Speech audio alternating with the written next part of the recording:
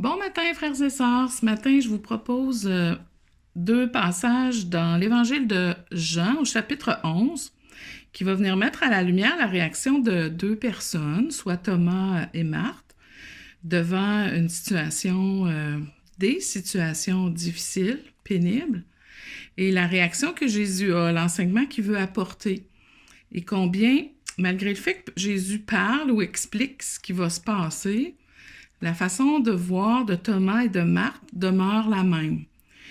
Et c'est juste pour mettre à la lumière combien, dans les circonstances de nos vies, même si on sait que Dieu a dit telle chose ou a promis telle chose, combien c'est facile de laisser notre chair, de laisser nos faux raisonnements prendre le dessus et de ne pas saisir qu'est-ce qui est vraiment vrai dans la situation que je rencontre.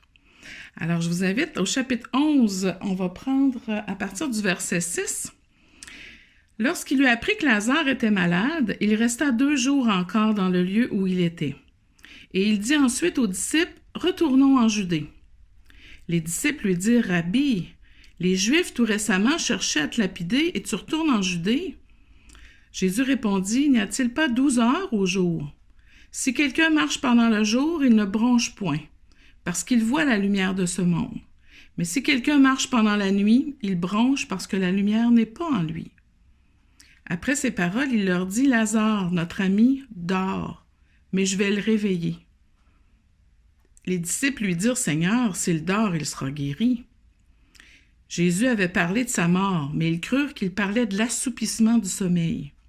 Alors Jésus leur dit ouvertement, « Lazare est mort. Et à cause de vous, afin que vous croyiez, je me réjouis de ce que je n'étais pas là.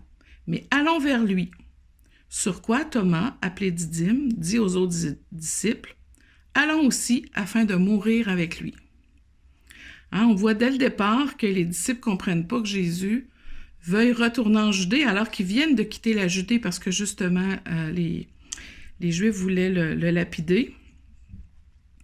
Et ils restent avec cette pensée-là, centrée sur eux.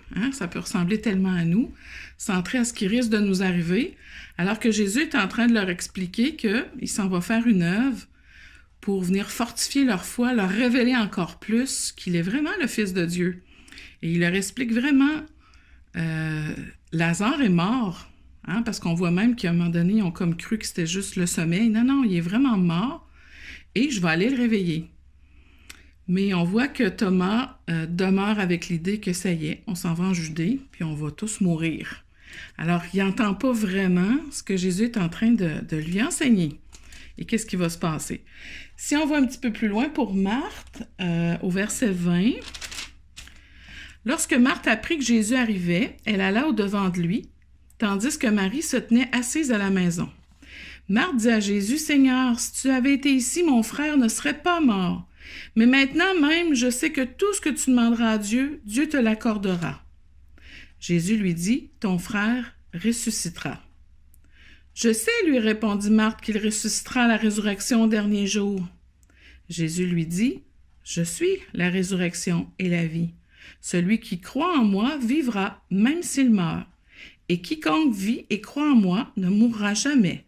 Crois-tu cela? » Elle lui dit, « Oui, Seigneur, je crois que tu es le Christ, le Fils de Dieu qui devait venir dans le monde. » Encore une fois, Jésus qui vient dire, « Je m'en viens ressusciter ton frère. » Et même si c'est Jésus qui lui dit ça, Marthe va rester avec sa façon à elle de voir la chose, de dire, « Je sais qu'il va ressusciter à la fin des temps. » Et Jésus dit, « Mais tu le crois-tu que je suis la résurrection? » « Oui, je crois que tu es le Fils de Dieu. » Mais à chaque fois, elle n'est pas capable de prononcer, « Si tu le dis que tu vas ressusciter mon frère, tu vas le faire. » Elle reste avec sa façon à elle de voir les choses. Et pourtant, c'est Jésus qui lui enseigne la vérité, qu'est-ce qui va se passer.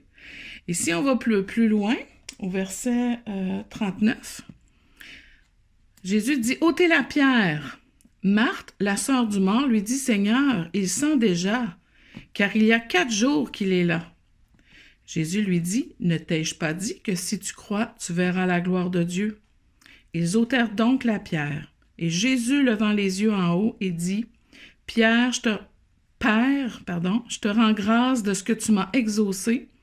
Pour moi, je sais que tu m'exauces toujours, mais j'ai parlé à cause de la foule qui m'entoure afin qu'ils croient que c'est toi qui m'as envoyé. » Ayant dit cela, il cria d'une voix forte, « Lazare, sors !»